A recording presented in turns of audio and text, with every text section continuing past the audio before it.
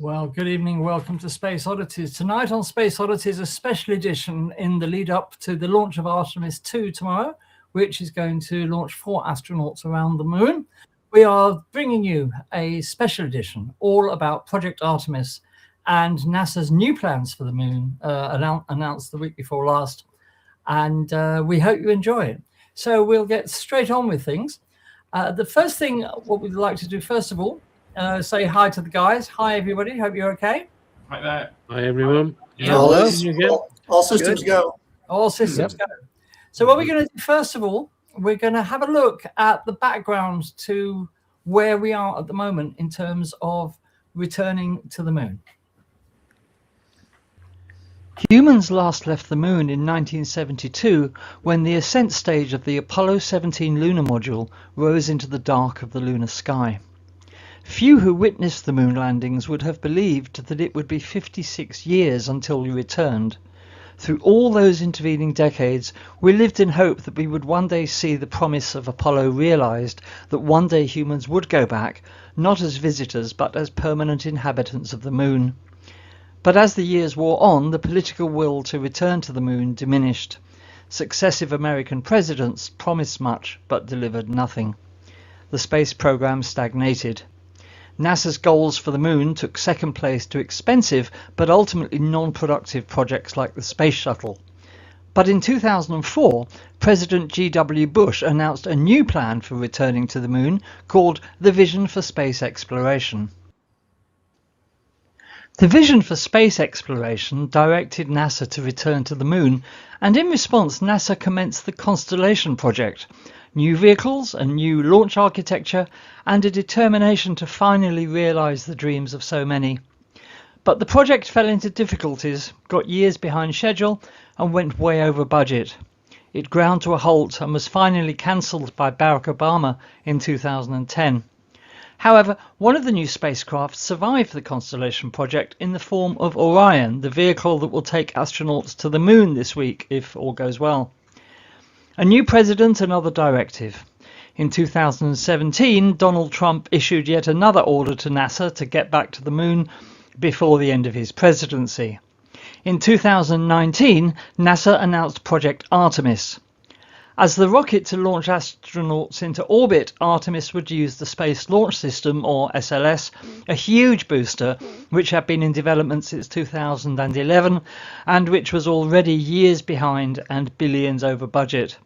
The Orion spacecraft carrying the astronauts would then leave Earth orbit for the moon. Project Artemis is different to previous moon projects, however.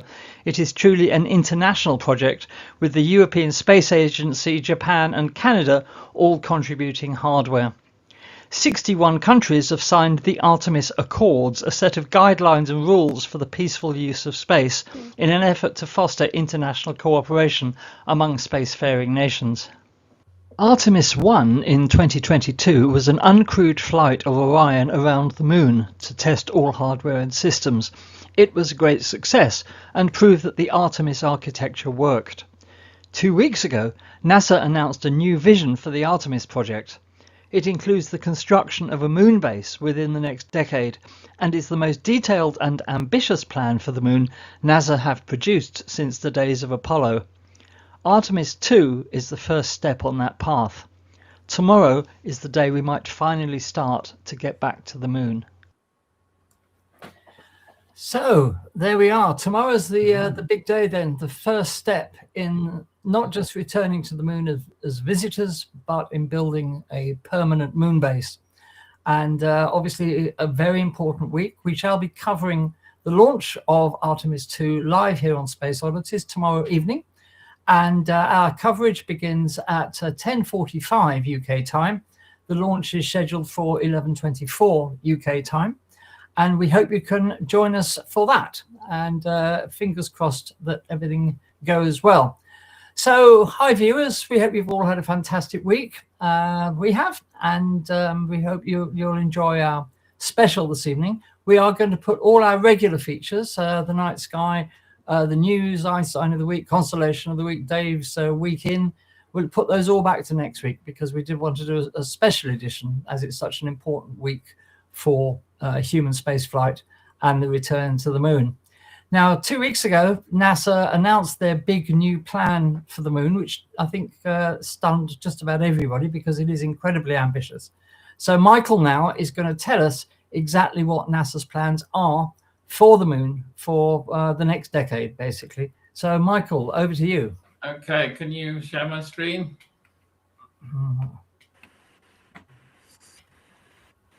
Okay. Okay, there we are. Right, you got that now? It's Great. great. Just 1 second. Okay. Ready? Yep. Okay, so this is about Artemis, humanity's next giant leap. 2026 and beyond, NASA's bold return to the moon and the road to Mars. This is basically a fantastic 10-year plan, the like not seen before in my lifetime, and definitely in such detailed roadmap for making a permanent presence on the moon. Okay, this is a look at the interior of the Orion 1 capsule on Artemis 1 in 2022, which the 4 astronauts will be strapped in into this capsule for around 10 days. This is the showing the mannequin that was in there, taking lots of measurements on the flight on Artemis 1. So you can see how the astronauts will sit there, two abreast, lots of two abreast. So, and the crew, Reid Wiseman, Victor Glover, Christina Cook, and Jeremy Hansen from the Canadian Space Agency will become the first humans to orbit the moon since 1972. This is the crew. So this is all ready to go outside the checkout building there. Okay, this is the Orion spacecraft. The idea for this mission: test Orion spacecraft systems in deep space conditions, demonstrate proximity operations and manual piloting, validate critical rendezvous and docking capabilities for future missions. Artemis 2 marks the first crewed voyage to cislunar lunar space in over 50 years, a proving ground for the systems that will carry humanity back to the surface. This bold plan was announced by NASA Administrator Jared Isaacman, a veteran of two private space flights in March 2026. Isaacman funded those space flights himself. He announced this revitalized Artemis program, prioritizing speed and tangible measurable progress over cautious implementation. Focus shifts decisively from orbital stations to a permanent lunar surface presence, echoing the incremental ambition that made Apollo a triumph. Urgency is partly driven by China's ambitious lunar landing goals, making the race for space leadership a defining challenge of this decade. And this is an outline plan for the next few years of the Artemis program. At the top, you've got 2026 with Artemis 2 taking the 4 astronauts around the moon. In 27, Artemis 3 has been moved up quite a lot into next year. From originally 2028, it was supposed to be originally planned to perform a lunar landing with 2 astronauts on the moon in 2028. This is now a demonstration mission to test the lunar landing systems of possibly, but both SpaceX and Blue Origin for the lunar landing systems. Then from 2028 onwards, we have Artemis 4, 5, and 6 expanding that presence on the lunar surface and plans to carry that out. Artemis 3 is no longer a lunar landing system. And as I said, this a nice graphic showing the plans for the next few years. These are the two landing systems currently in consideration for the moon. You've got the SpaceX lunar Starship on the left-hand side, and the Blue Origin Blue Moon lander on the right-hand side. These will have to demonstrate uncrewed lunar landings before astronauts can be allowed to travel on these vehicles to the surface. So that's what Artemis 3 is going to do in Earth orbit next year. So, and another thing that's sort of changed direction is the original planned Gateway orbital station. This is now going to be repurposed, and some of the modules of existing Gateway hardware, which is being developed over the last few years and put quite a way into developments, will be repurposed to support near-term exploration objectives, along with the orbital elements that needed to support surface-focused mission.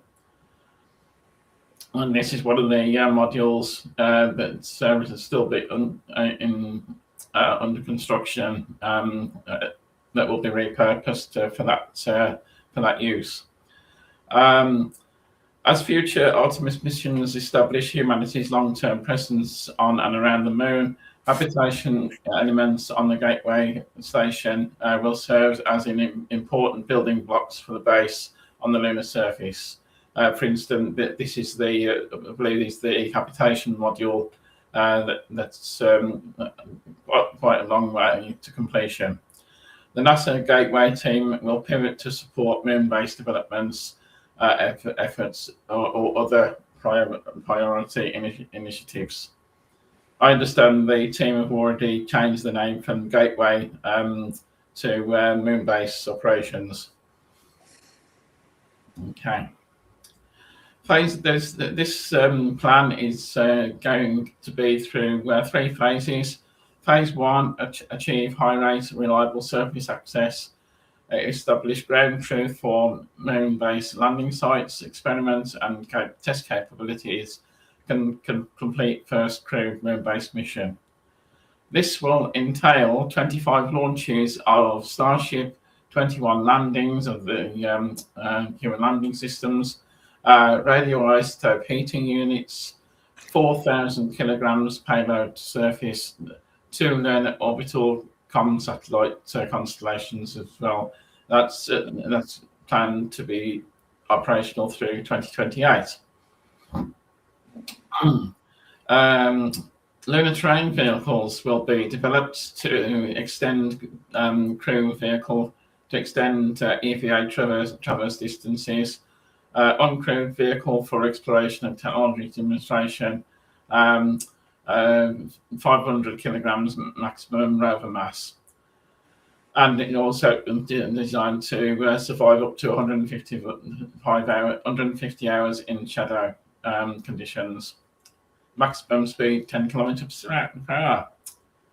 Okay, building the moon base. NASA's phased architecture grows capability with every mission.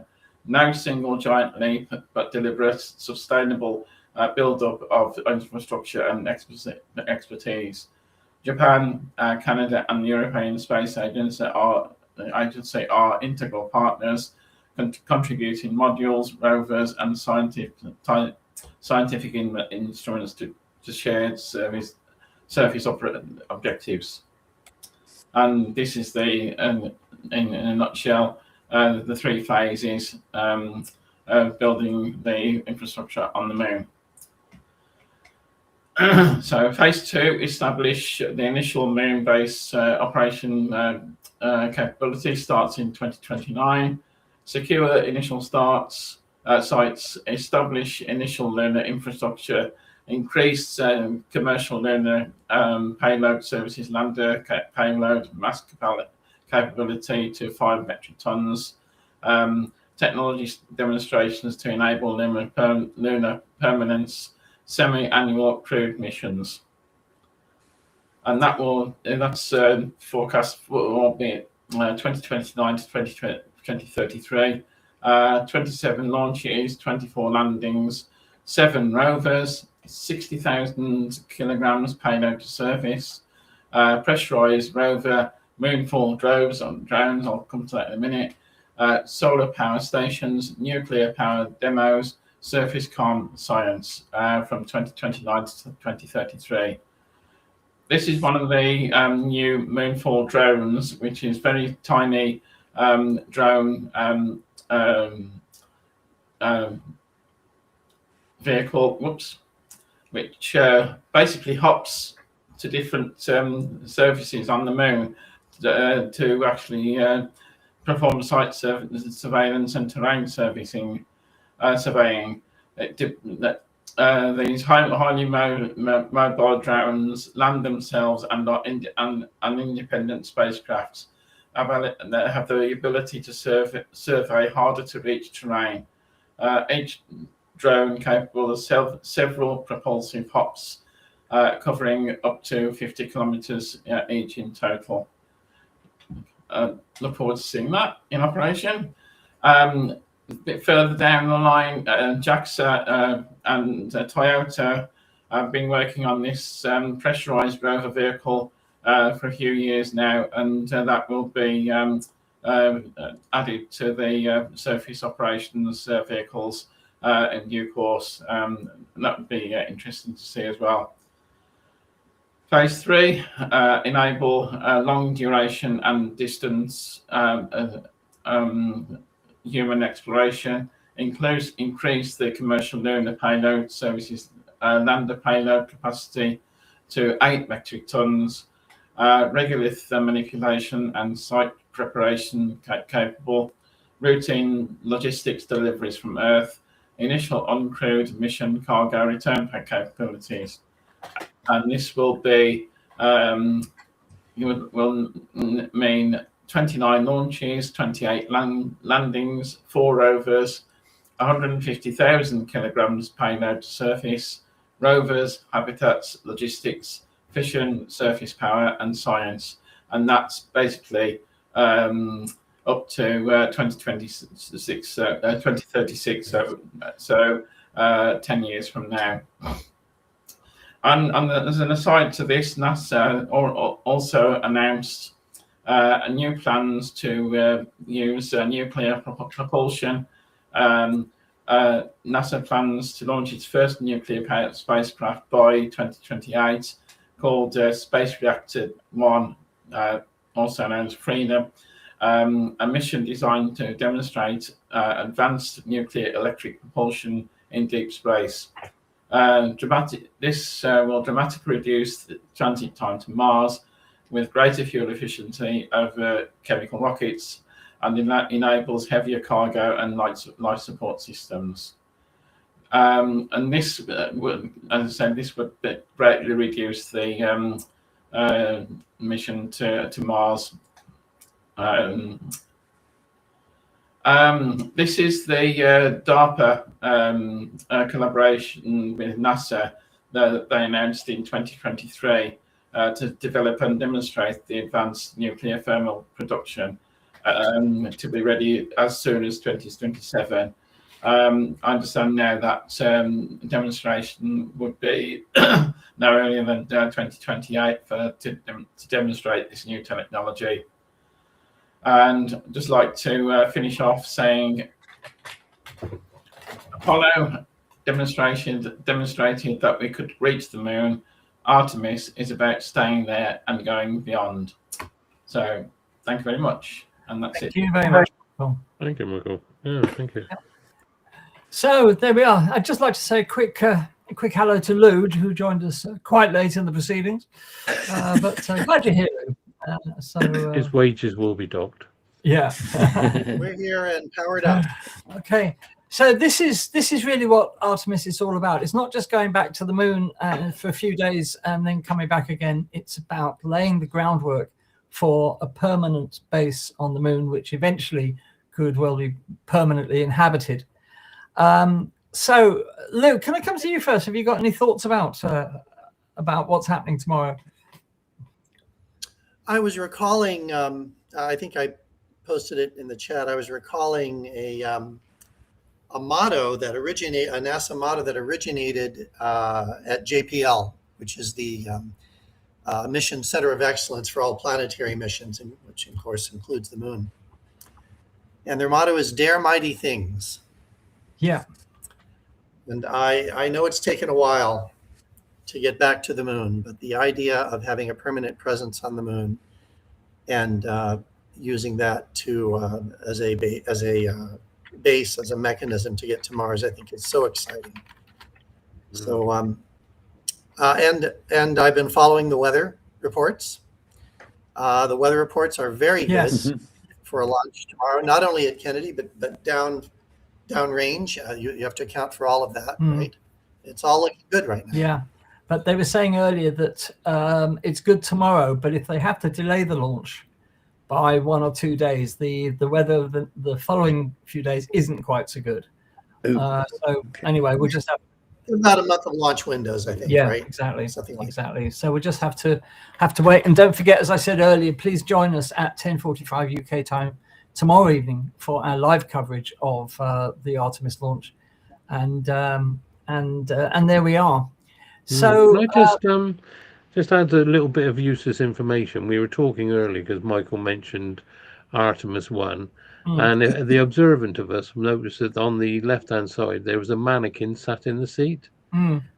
His name, they actually named him, was Commander Munikin Campos. The name Campos was chosen via a NASA public contest. It is a tribute to Arturo Campos, a key NASA electrical engineer who helped bring the Apollo 13 crew safely back to Earth. And there were 2 other passengers. There were 2 phantom torso mannequins named Helga and Zohar, provided by the German and Israeli space agencies, used to measure radiation levels. So there we are. That was just a bit of useless information, something you might find in a pub quiz sometime. Thank you. Thank you. Well, we've talked about the background to the mission and NASA's plans going forwards, but obviously we want to tell you about the actual constituents of the mission, what's actually going to happen once the astronauts have launched. So we're going to go over to Lou for a look at the mission plan. So what are they actually going to be getting up to, Lou, on their trip to the moon and back? Yep. You want to pull it up there? There we go. There we go. Okay. Wow, what an exciting time. This is the dawn of a new era, really. As we've been saying, we're about to become a multi-planetary species. So this Artemis 2 mission, it's the first crewed mission of NASA's Artemis program. It marks humanity's return to deep space for the first time in over 50 years. I have no idea why it took so long. Well, actually, we've talked about it here on Space Oddities, so I can't say that. There will be 4 astronauts. They'll travel further from Earth than any human has traveled at all, even since Apollo, and we'll talk about that. But more than a milestone, this is a critical test flight. And Artemis 2 is designed to validate the Orion spacecraft system with a live crew aboard, lays the groundwork for the lunar landings and a permanent lunar presence, and eventually crewed missions to Mars. So this is an important, even though we're not landing, this is a very important mission. This is a little bit of repeat and a little bit of amplification from some of the good words that Michael just gave us. A little bit of how Artemis 2 fits into the program. So I think most of us know the NASA administrator, Jared Isaacman. He recently announced a sweeping overhaul to the Artemis program, saying that the agency's plan to return astronauts to the moon by 2028 would not be achievable without an additional flight in 2027. So the new plan that Isaacman outlined on February 27th at a news conference includes yearly crewed launches, and actually that's the plan is for 10-month cadences, and the scrapping of the Boeing developed exploration upper stage. NASA is still hoping to land humans on the moon by 2028. Side note, the Chinese are planning, at least officially, to land on the moon by 2030. But the missions will now be called, the mission that lands will now be Artemis 4. It'll be followed by another crewed landing attempt in 2028. So 2 missions in 2028, Artemis 4 and 5. So in the meantime, the newly retooled Artemis 3 mission will instead test the Orion crew capsule ability to dock with 1 or more lunar landers in Earth orbit. In addition, NASA is sadly, or perhaps it's a good thing, officially sidelining the long-planned Lunar Gateway space station to focus its efforts on establishing a base on the surface of the moon. So NASA is it's pausing Gateway in its current form and focusing on infrastructure that supports a sustained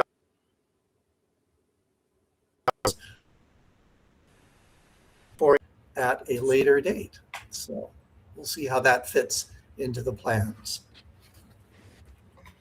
So Michael introduced you to the crew. Let's dive in a little deeper and meet them. On my left, we have Reed Wiseman. He's the mission commander. He's a veteran astronaut with extensive ISS experience. He'll be leading the crew through this bold flight. He's 47 years old, from Baltimore, Maryland. He earned a bachelor's degree in engineering from Rensselaer Polytechnic Institute in New York, and an engineering master's from Johns Hopkins University in Baltimore. Next to his right, we have Victor Glover. He's the pilot, first person of color, by the way, to journey beyond low Earth orbit. He's 46 years old, from Pomona, California. He received his bachelor's degree in engineering from California Polytechnic State University in San Luis Obispo, where I hitchhiked in my younger days. And then earned 3 engineering master's degrees. That's pretty impressive. 1 apiece from the Air University at Edwards Air Force Base, California, Naval Postgraduate School, and Air University in Montgomery, Alabama.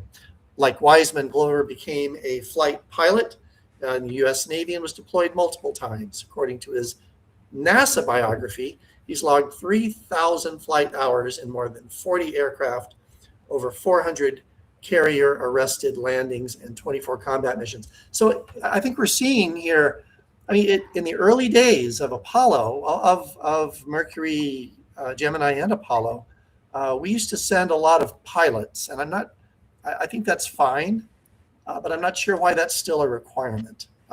Nevertheless, these people are highly qualified. To his right, we have Jeremy Hansen.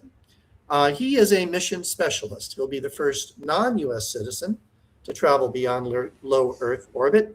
He's representing Canada and international cooperation, or détente. He's 47 years old, from London, Ontario, earned a bachelor's degree in honors space science and a master's degree in physics from the Royal Military College of Canada in Kingston, Ontario. He is a colonel in the Royal Canadian Air Force, who served as a fighter pilot, there you go, from 2004 to 2009. And to his right, on the far right, Christina Koch. I think it's Koch or Koch, I'm not sure. Mission specialist, the first woman to venture beyond low Earth orbit. She is 44 years old, grew up in Jacksonville, North Carolina, and earned a bachelor's degree and master's degrees in engineering from North Carolina State University. She worked as an electrical engineer at NASA's Goddard Space Flight Center in Maryland and the Johns Hopkins University Applied Physics Laboratory, contributing to the development of science instruments for multiple robotic missions, including the Juno Jupiter Orbiter, which is in process, and the Van Allen probes, which study the radiation environment of near Earth. May I just interrupt you for a second? Go. Perhaps the requirement is not so much that you have to be a pilot, but you have to have demonstrated that you have nerves of steel. In other words, that you're not going to throw up in low Earth orbit. Well, if you think of Neil Armstrong, how totally unflappable he was in incredibly stressful situations, and of course, being a pilot, you have to be like that. So agreed. Yeah.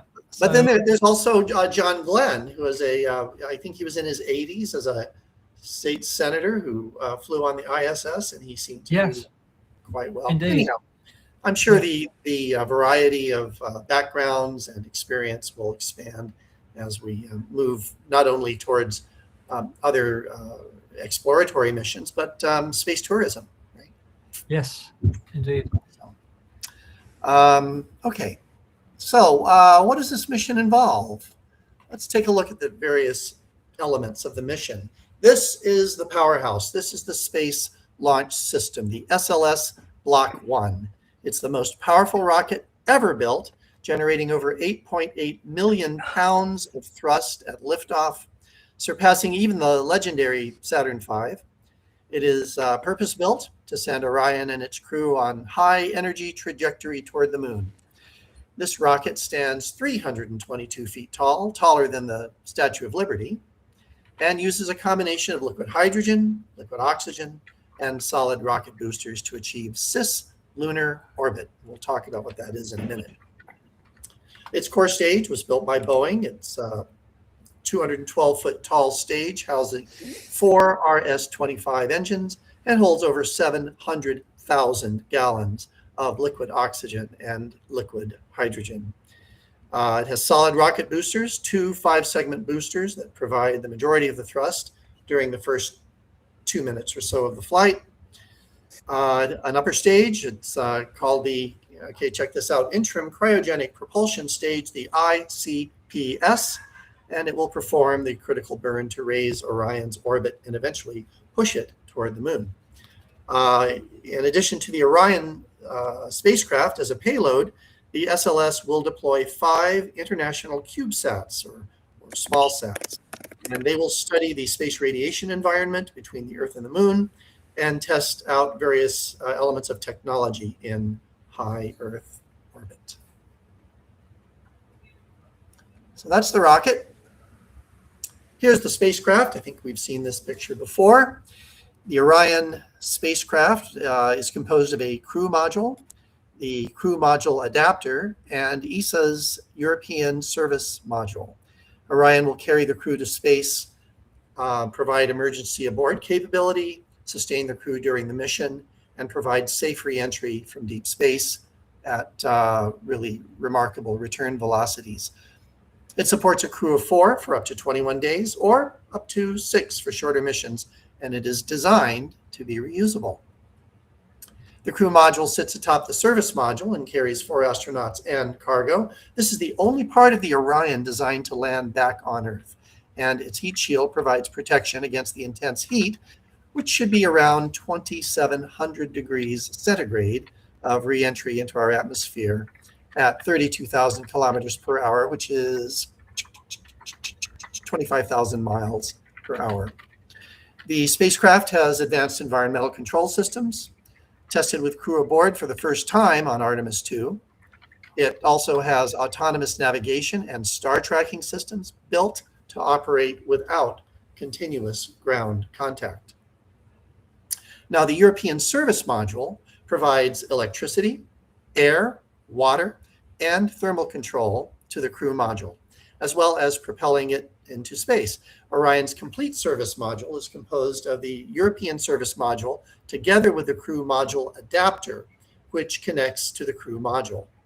The crew module adapter houses electronic equipment for communications, power, and control, and includes a bridge that connects electrical data and fluid systems between the modules. And here's just a nice schematic from NASA showing the spacecraft adapter, connecting it to the lower rocket propulsion system, the European service module, the crew module, and the launch abort system.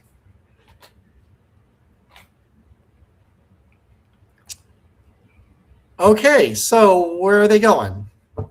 Orion is going to follow a free return cislunar trajectory reminiscent of Apollo 8, right? The crew will orbit Earth twice to verify all systems, then perform a translunar injection burn. After lunar flyby, Orion will ride a free return path back to Earth for a Pacific Ocean splashdown and will be recovered by a U.S. Navy ship. So let's kind of break this down step by step. After launch at the Kennedy Space Center, Orion will orbit Earth twice for the system checkout. Then the upper stage, remember the ICPS, the interim cryogenic propulsion stage, that will fire, sending Orion toward the moon in a cislunar orbit. Now we keep using this term cislunar, and it means literally, translating I think from the Greek, between the Earth and moon, cislunar. And cislunar space then is the volume of space between the Earth and moon, extending roughly 550,000 kilometers or 342,000 miles from the Earth. Orion will initiate a translunar burn, putting it into a cislunar orbit at about 22,000 miles per hour or 35,000 kilometers per hour. Now, our clever Space Oddities audience will recognize that this is less than the Earth escape velocity. Earth escape velocity is 25,000 miles per hour. So Orion will not fully escape Earth's gravitational pull. Instead, it will simply remain in Earth's gravity well that defines the Earth-Moon system and use the moon's gravity to steer it back toward Earth. This trajectory requires no further main engine burn. So if the crew were to all pass out, there's a good chance that it could that the spacecraft could actually return to Earth, minus occasional small thruster adjustments, which are likely to be made to refine the trajectory. Orion will pass the moon on the far side at a distance of between 4,300 and 6,000 miles. Okay, 6,900 and 9,600 kilometers from the lunar surface. This is significantly more than the 70-mile orbital distance of Apollo. And here's a fun fact for you. At that distance of 4,300 to 6,000 miles or so, the moon will appear about the size of a basketball held at arm's length. So it'll be quite far from the moon.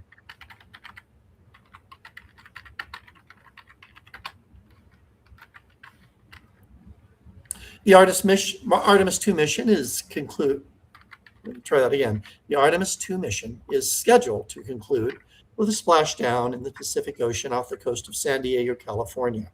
This is following a 10-day journey around the moon. The Orion spacecraft will enter Earth's atmosphere at approximately 25,000 miles per hour. The descent is managed through a multi-stage process starting at pretty high altitude. Drogue parachutes, two 23-foot wide drogue chutes, will deploy at about 25,000 feet, slowing the capsule from roughly 300 miles per hour to about 130 miles per hour. Pilot parachutes at about 9,500 feet, 3 pilot parachutes deploy to pull out the main chutes. And there are 3 116-foot wide main parachutes that will unfurl between about 8,000 and 4,000 feet, bringing the spacecraft to its final landing velocity of 17 miles per hour. That's pretty fast to be slamming into the ocean, I think. I think that'd be the worst part of it.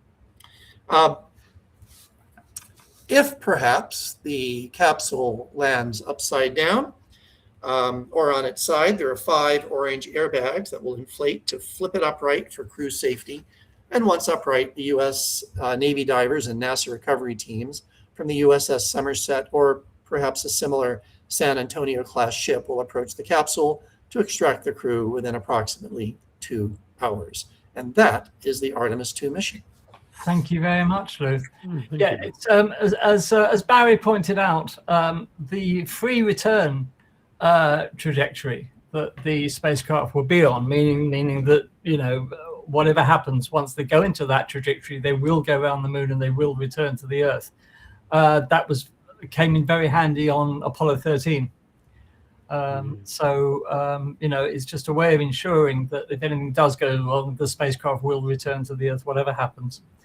So, so there we are. Very interesting, Lou. Thank you. Yeah, because the free trajectory orbit.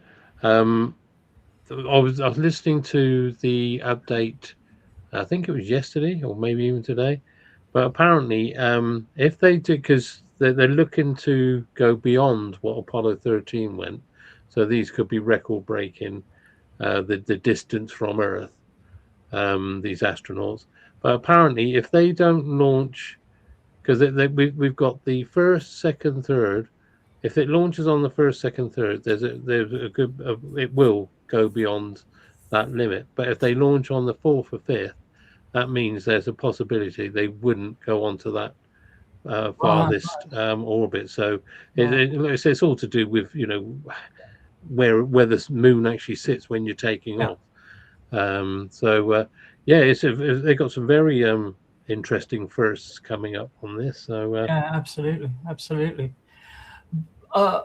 Just before we go on, can I just thank you all for your donations so far this evening? Very much appreciated. As you know, Space Oddities is funded mainly through donations, and for that we thank you, because it does enable us to keep going.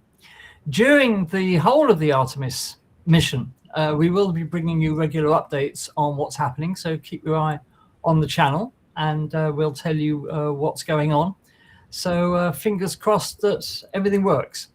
Okay, so what we can do now, this is of course a test mission, if you like, to test everything before humans actually land on the moon.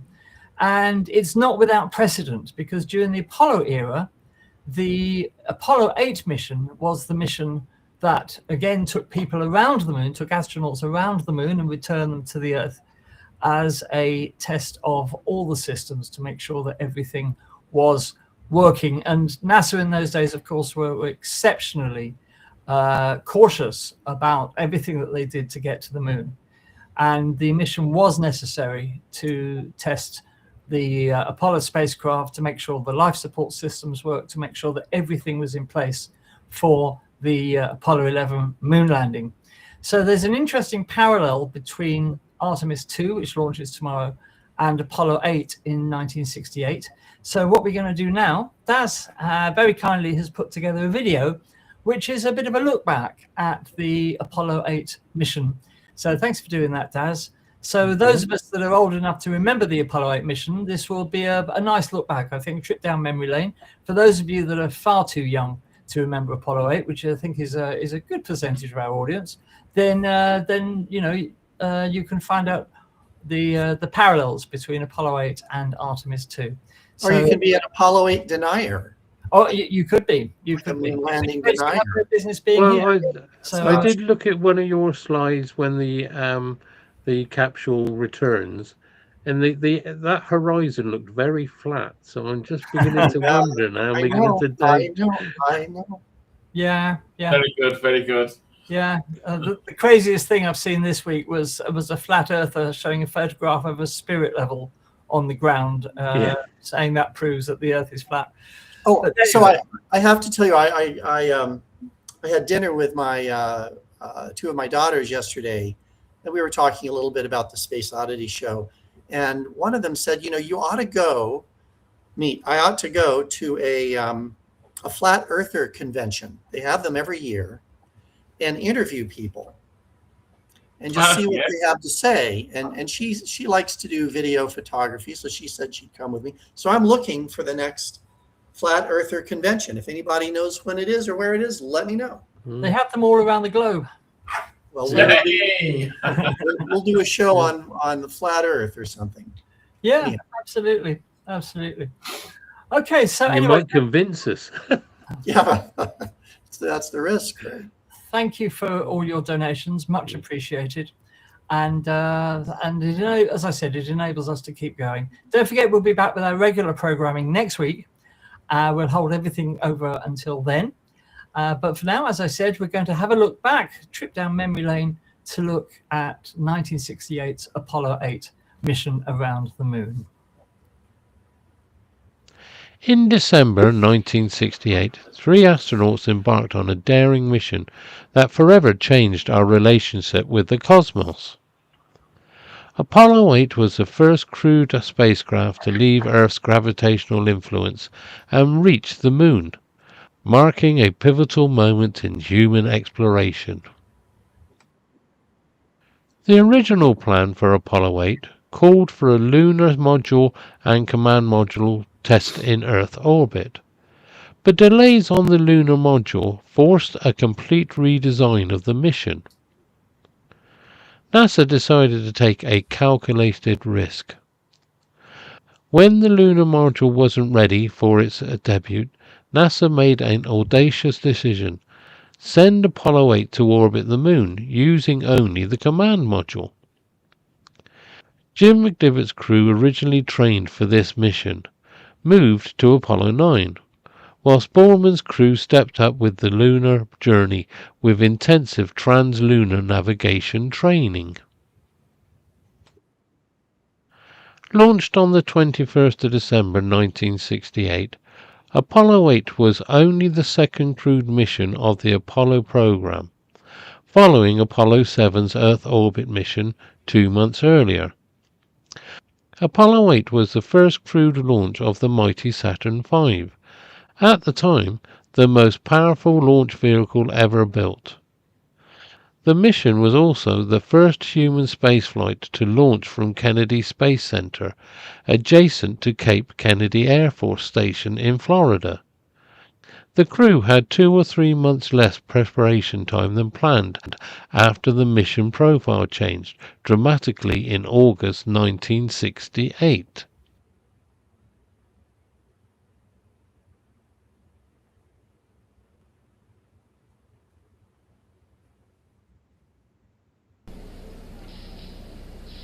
Ten, 9. We have ignition sequence start. The engines are armed. 4, 3, 2, 1, 0. We have commit. We have liftoff. Liftoff at 7:51 a.m. Eastern Standard Time. Looks good. Cleared the tower. Oh, and there's the rumble in our building. It looks good. It looks like a good flight. It's a beautiful takeoff so far. This building is shaking under us. Our camera platform is shaking. But what a beautiful flight. Man perhaps on the way to the moon, if all continues to go well.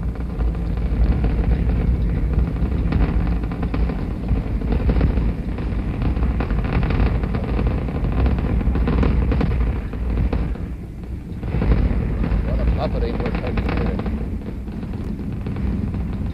It's probably more severe than the men in the spacecraft itself. Apollo 8 was described at the time as the mission that saved 1968.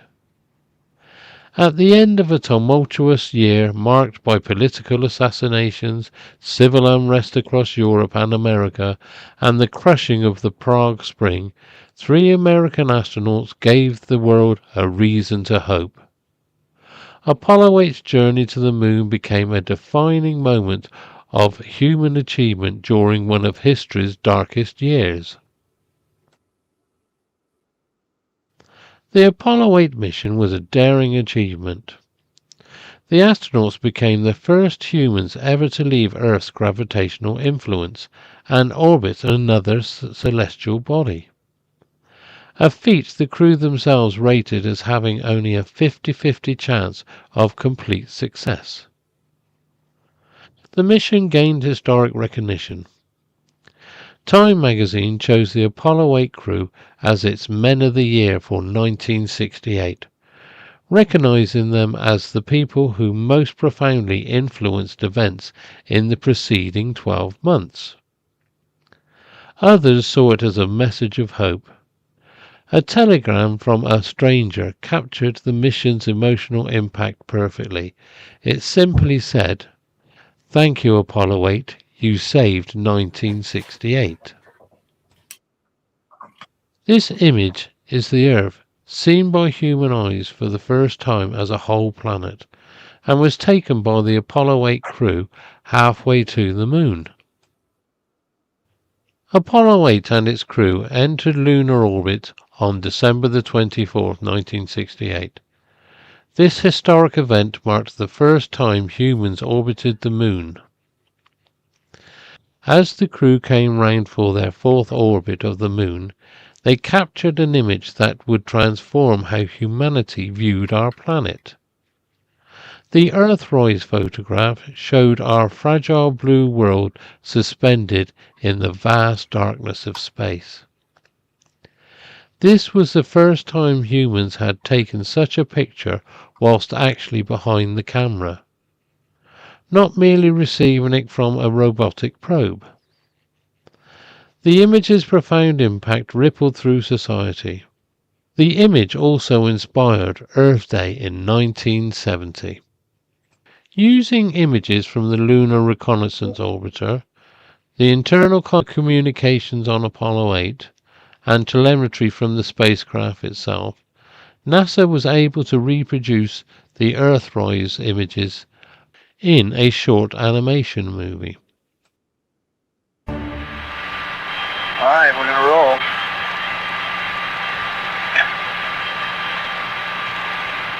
Ready?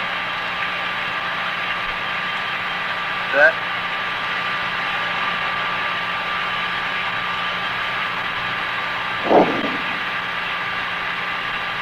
The impact crater with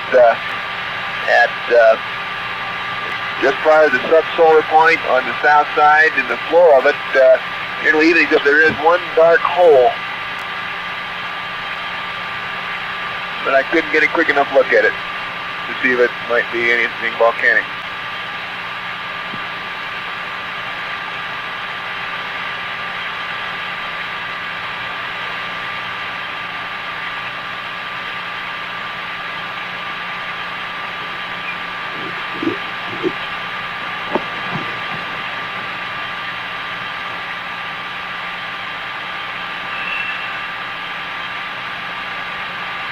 Oh my God, look at that picture over there.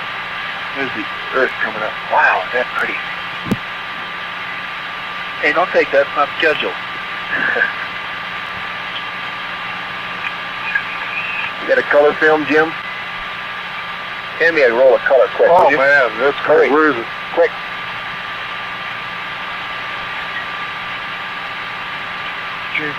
Down here? Just grab me a color. A color exterior. There you go.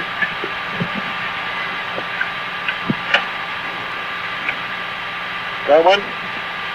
Yeah, I'm looking for one. C368. Anything, quick. Here. Okay. We missed it.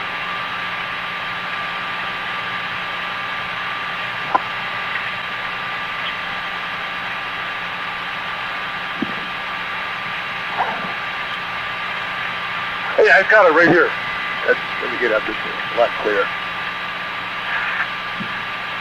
Bill, I got it framed. It's very clear right here. Got it? Yep. Take several. Take several of them. Here, give it to me. Wait a minute, let me just get the right setting here. Now, just calm down, Mumble. Oh, I got it right. Oh, that's a beautiful shot. 250 at F11.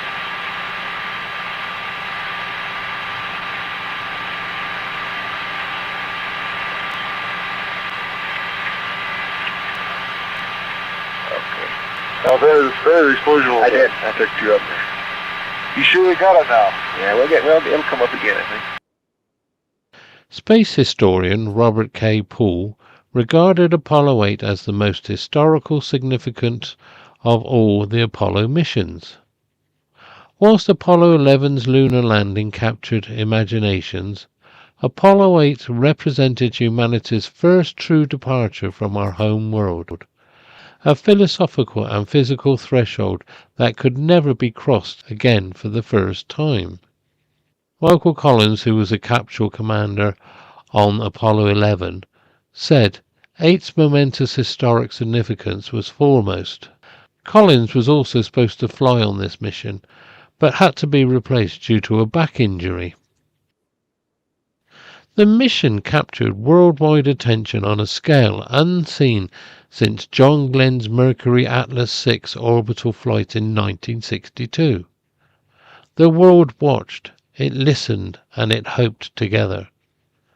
The Soviet newspaper Pravda featured praise from Boris Nikolaevich Petrov, chairman of the Soviet Interkosmos program, who described the flight as an outstanding achievement of American space sciences and technology, a remarkable acknowledgement during the Cold War. When the Apollo 8 astronauts returned to Houston after their historic mission, they were greeted as heroes who had accomplished the seemingly impossible. Their safe return vindicated the enormous risk taken and validated NASA's audacious approach to reaching the moon before the decade's end.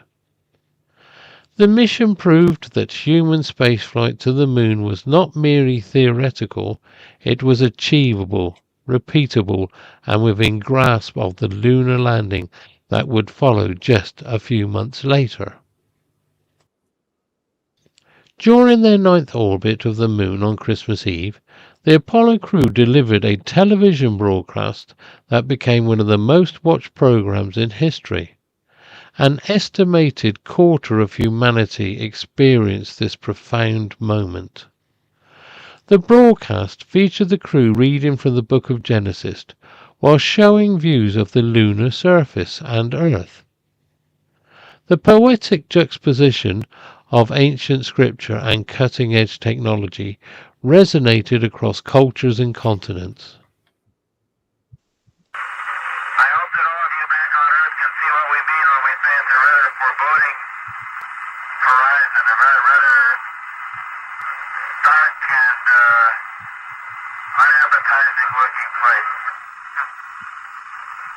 We're now going over approaching one of our future landing sites, selected in this moon region to solve the Sea of Tranquility, smooth in order to make it easy for the initial landing attempt, in order to preclude having to dodge mountains.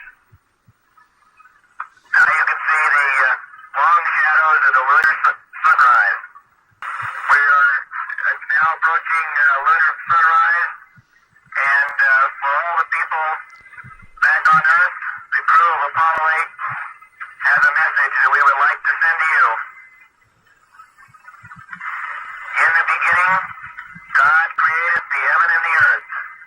And the earth was without form and void, and darkness was upon the face of the deep. And the Spirit of God moved upon the face of the waters. And God said, "Let there be light." And there was light. And God saw the light, that it was good, and divided the light from the darkness. And God called the light day, and the darkness he called night. And the evening and the morning were the first day. And God said, "Let there be a firmament in the midst of the waters, and let it divide the waters from the waters." And God made the firmament, and divided the waters which were under the firmament from the waters which were above the firmament. And it was so. And God called the firmament heaven, and the evening and the morning were the second day. And God said, "Let the waters under the heaven be gathered together into one place, and let the dry land appear." And it was so. And God called the dry land earth, and the gathering together of the waters called he seas. And God saw that it was good. And from the crew of Apollo 8, we close with good night, good luck, a Merry Christmas, and God bless all of you on the good earth. The Christmas Eve broadcast's reading from Genesis, whilst celebrated by millions, sparked a significant legal challenge that would influence future space missions. Madeleine Murray O'Hare, an atheist, later caused controversy by bringing in a lawsuit against NASA over the reading from Genesis. O'Hare went to the courts to ban American astronauts who were government employees from public prayer in space. Though the case was rejected by the Supreme Court of the United States, apparently for lack of jurisdiction in outer space, it caused NASA to be skittish about the issue of religion throughout the rest of the Apollo program. Buzz Aldrin on Apollo 11 self-communicated Presbyterian communion on the surface of the moon after landing. He refrained from mentioning this publicly for several years and referred to it only obliquely at the time. So what is Apollo 8's legacy? Apollo 8's significance transcended its technical achievements.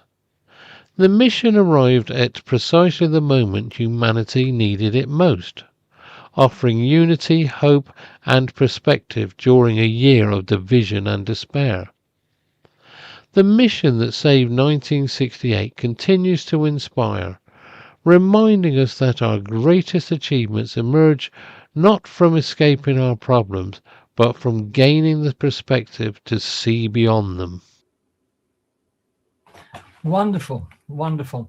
Thank you so much, Daz. Remarkable mission and a lovely look back. So thanks very much for doing that. So just have to apologize for Dave, who's appearing as a black rectangle at the moment. He doesn't normally appear like that, but he's got connection problems. And so far we haven't been able to get him back. So Dave will be with us next week, of course. We hope. So yeah, I sabotaged him because he was playing eye candy this week, and that's my job. Yeah, exactly. Yeah. So there we are. So that more or less brings us to the end of our special for this evening. We hope you would join us for the live coverage of the launch of Artemis 2 at 10:45 UK time. We go live tomorrow night, and we hope you will join us for that, what promises to be an interesting evening, whatever happens. So there we are. So guys, any final thoughts before we wrap up for this evening? Just looking forward to hopefully a successful mission. Yeah. A successful return. Yeah. Yeah, it's about time we went back to the moon. Yes. This is the first chance we're going to get. Hopefully everything will run smoothly tomorrow, and we'll have astronauts on their way to the moon within a day or so. And it's worth remembering as well that it's not just a return to the moon. Yeah. It's a return to the moon to stay. To stay, yeah. Yeah. Yes, it's the start of the preparations to build. Because as I indicated in the previous video, after Nixon, you had successive US presidents trying to catch votes by promising a return to the moon and indeed Mars, but nothing has ever happened. And then, when the Constellation program came and when it was cancelled, there've been many false starts on this road back to the moon. But as we said earlier, this is the most detailed plan that NASA have put together and the most ambitious one since the days of Apollo. I think everybody was really, really surprised at that announcement, because NASA did two huge press events, and it wasn't just journalists present, it was leaders of space agencies, industry experts, all sorts of important people as far as space travel goes were there to hear Jared Isaacman and his colleagues unveil the huge plan for the moon. And I think I'm very impressed with Jared Isaacman. Yeah. So far, he's come in like a clean broom, if you like, and sweeping lots of stuff that wasn't working at NASA away. And I think he's made a great start as administrator. What do you think, Lou? What are your thoughts on that? I'm pleased. The original plan that was announced by was it J.D. Vance, or was it? Yeah, was it? I thought it was way too ambitious. Yeah. Yeah. You can. Yes. Sorry, you can. I was just going to add that you can see that there's a lot of thought gone into this new plan. A lot of detail, what they need to make it work.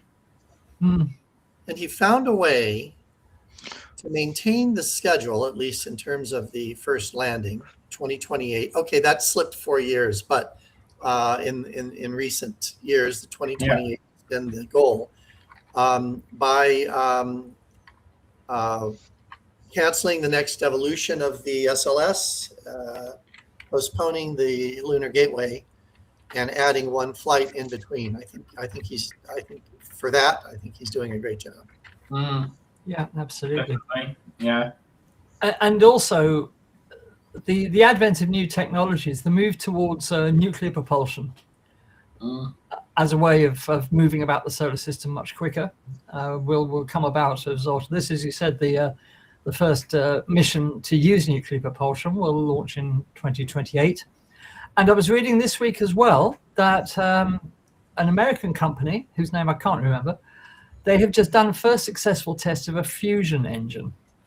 And this is going to revolutionize everything. This is what they're aiming for. The report I read was not specific enough to say that on their first test it was actually a fusion engine, but which seems doubtful to me. Anyway, they are aiming for powering spacecraft across the solar system and perhaps beyond, using nuclear fusion instead of nuclear electric propulsion or fission propulsion. So there will be all sorts of spin-offs in terms of new technology coming out of the whole program. So very happy that NASA have this new direction. And I should think if you're working at NASA, you will be pretty excited at the moment about the plans for the future. Pretty excited and pretty proud, I think. Yeah, absolutely. I mean, the future looks bright now. Yeah. I must admit, mission. as we're talking, as the presentations are going and we're seeing these cool images like the one we have in the background here, I found myself drifting to movies I'd seen like 2001: A Space Odyssey and even The Martian, where there were bases on the moon or Mars, and kind of getting excited again about the human spaceflight program. We've been in low Earth orbit for so very, very long. I think it's exciting. Yeah, it certainly is. How The only thing is I'm concerned about is I just hope it's not a crescent moon, because there's more chance that they could miss. Oh, that's true. No, yeah, it's a smaller target. So. Yeah. I mean, looking back on the intervening decades, we're children of Apollo. We don't mind admitting that. And as I've said before, the optimism around the whole world and the coming together of people around the whole world during the Apollo moon landing years was a very brief moment in time, and we sort of felt we were cheated out of what could have happened and what should have happened after Apollo. And it's been so many wasted decades of being stuck in low Earth orbit, and hopefully now, now that we've all reached quite mature years, we can finally see the dreams of Apollo realized, and all the pioneers and scientists and engineers and everybody who was involved in those golden years. Sadly, many of whom are no longer with us. But in the name of those people, we should remember them as we go back to the moon, for setting the stage for humans, what I consider to be humans' inevitable expansion across the solar system. So I mean, sorry, they did say in one of the presentations the last few days, they've been putting as many people as who've worked on the Apollo programs, the people who were still alive. They've been pulling them in as much as possible to consult with them and things like that. So it's nice that they're actually using the experience that they can find. Yeah, and some people might think 10 years is a long time, but really it's not. Things can happen, things can change and all that. So, well, whatever happens over the next decade, we at Space Oddities will keep you up to date with all the very latest, of course. So tune in here. And just as one comment that shows the interest that already Artemis 2 is instilling in people, we have a gentleman here, BL Dunn N6V. I hope I'm reading that correctly. Says, "I'll never forget it. So we were talking about Daedalus, Project Daedalus from the British Interplanetary Society, which some of you will remember from the 60s. This is the first time I've been interested in space in years. Good luck." So it is already having exactly the effect that we love to see on people. And thank you for being with us, by the way. And thank you for your comments. So there we are. Yeah, not sure what kind of humans we'll be in 500 years' time, but we have to start somewhere. And that is true. Every journey starts with a single step, after all. So tomorrow is the first step back to us becoming a multiplanetary species, if you want to include the moon as a planet. I know it's not, but it's another world. The first time that humans are becoming inhabitants of two worlds, if all goes to plan. So just think about that. And I think if the moon base is set up and it can one day be permanently inhabited, then I think from there Mars will be the next step, and then out across the solar system. I think it's our destiny, to be quite honest. I think humans have the capability, if we work together and do things in the name of peace and brotherhood, we can do anything that we put our minds to. So there we are. So on that note, we will leave you for this evening. Don't forget, I'm going to say it again, 10:45 UK time, live on Space Oddities tomorrow night for the launch of Artemis 2. For this evening, I'd like to thank everybody for their contributions and their hard work on putting this show together this evening. A little bit of a different format, but we wanted to do a special on Artemis 2 and the plans for the moon. So as I said, normal programming will be resumed next week, but we will, of course, keep you up to date on the Artemis mission after tomorrow. So do keep your eye on the channel, subscribe, and that way you can put the notifications on, which means you'll be notified whenever we either go live or publish a video. So from all of us at Space Oddities, fingers crossed for tomorrow. We hope you can join us tomorrow, but if not, we'll see you back on our normal Tuesday live stream. We will also be publishing our weekly space news program. We'll be publishing that on Thursday. As you may know, that's a fairly recent addition to Space Oddities. We do a fairly brief news program on a Thursday now, just to keep you up to date with all the latest news. So we hope you'll keep an eye out for that and support that as well. So from all of us at Space Oddities, take care of yourselves. Thank you for your donations. Thank you so much for being here. It really is much appreciated. And we hope to see you tomorrow. So from all of us at Space Oddities,